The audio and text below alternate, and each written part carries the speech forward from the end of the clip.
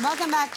Iron deficiency is the most common micronutrient deficiency in the world, affecting roughly 1 in 3 people. But many cases are actually undiagnosed. And this condition can affect everyone from newborns to the elderly and cause a wide range of symptoms. And here to tell us more about iron deficiency and what to look out for is Dr. Sheila Wijayasinghe. Welcome back to the show. Good to see you.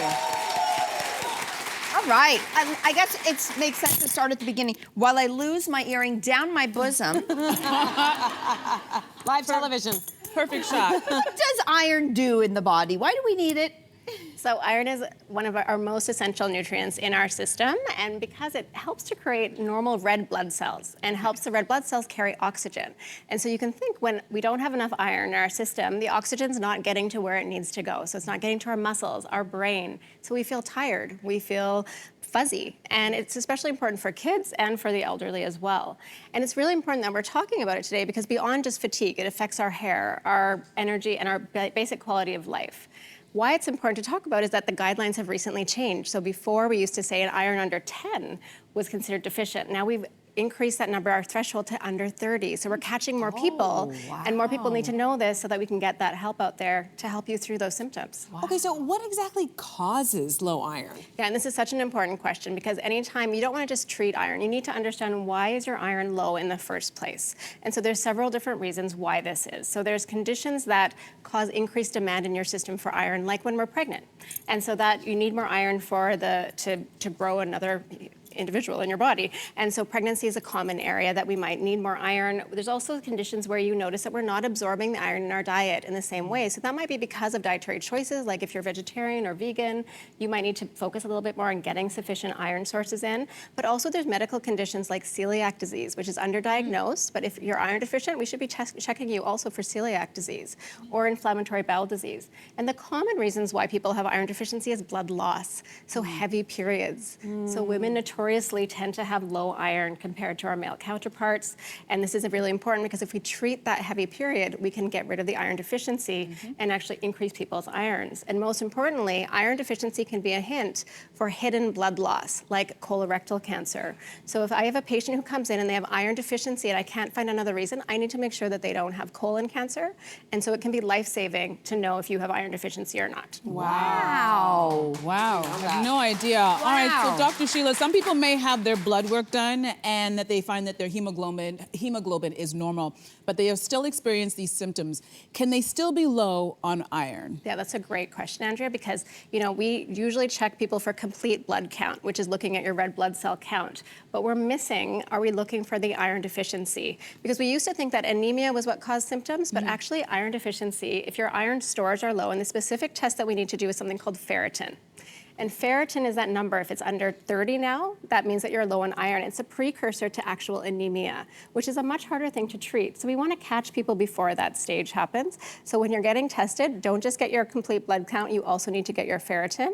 And in some cases, we do iron studies specifically as well. Okay, yeah, and you can ask your doctor. You can I ask need for to get ferritin. my ferritin Exactly, tested. that's your iron store. Okay, got it. Okay, so if someone is deficient in iron, like what does that feel like? So a number of different symptoms. Commonly we think of fatigue, low energy. You might also notice like you have paler skin, especially under your eyes here. If you want to try, you can like pull down your eye a little bit. And I can tell you right now, you might have a little bit of a paleness there or not. A paleness? Yeah. Oh, like so, here. yeah, so yours is a little bit pale. I'm a little pale? Yeah. Oh my God. So this is where something. This is the panic. This is not to panic, but this is why it means that it's not exclusive, but it means that maybe you should get checked, your iron store. Things like you might also get short of breath. So if you're going up the stairs, doing the groceries, you might notice that you're getting short of breath because you're not getting oxygen in the same way as cold hands and feet, and a regular heartbeat can also happen. Then there's a less common but also really important symptoms to think about, like our hair. Our hair can fall out if our ferritin level is under 60 or 70 even. So we need to be even higher than what deficiency is. You can get restless leg syndrome at nighttime. Your nails can change. And there's a special condition called pica where you crave soil or ice chips. And I have patients in my practice who come in and my daughter is chewing on soil. I'm like, she has iron deficiency likely. And so we need to test for that. So these little clues in the different symptoms that you have that can really tell us a lot about iron deficiency. Okay, wow. Okay, so barring those symptoms, like, are there any, like, who should be screened for iron deficiency? Yeah, so anybody who is losing blood. So I always do it for all of my patients who are menstruating. I do an iron check as well to make sure, because we underdiagnose it. And they go through life feeling tired and they don't realize that they're iron deficient. In pregnancy, we screen, and anybody who has any of those symptoms should be screened as well. Okay, so if anybody's watching right now and they're concerned about their iron levels, which I think after this conversation we're all concerned about our iron levels. Sorry. What foods can we eat to raise our iron levels? Yeah, so we always start first with our food intake. So looking at, there's different types of iron in our foods. There's heme irons and non-heme irons. Heme irons are the most well absorbed, and those are things from meat products. So red meat, poultry, and seafood. Those give you the best because they're absorbed about 2 to 3 times more than plant-based iron sources. Okay. If you do have a plant-based diet, that's very healthy in other ways as well, but you can do things like spinach, tofu, and fortified cereals. And also pairing it with something that helps with absorption can also be helpful. So any iron source paired with vitamin C helps you absorb iron a little bit better, and that's a really important tip. Things that interfere with iron need to be avoided if you're taking iron-rich foods, so dairy. Dairy, like calcium-containing products, interfere with iron. So kids who drink a lot of milk may have iron deficiency as well. And so I check my kids who drink a lot of milk to make sure that they're not suffering through that. And then coffee and tea can also interfere with iron absorption. Okay. This is fascinating. This is fascinating. Okay. I love that you always start with food sources and knowing what you're eating, what could be blocking it. But if we need to move to supplementation, is that an option? Is that a good option? It's absolutely a good option. You know, a lot of patients do need to have iron supplementation, and it's not just a multivitamin. So multivitamins have iron, but generally not enough. So you need an iron-specific supplement. You can talk to your pharmacist or your healthcare provider to take that. Generally, we suggest daily, but it can cause irritation. If anyone's taken iron supplements, it can cause constipation and stomach upset. Taking it every other day or at nighttime can be really helpful. If your body does not tolerate it, though, there's some gentler options that the pharmacist can help you with. Or in some cases, we have to do IV iron infusions to help boost that iron as well. Wow.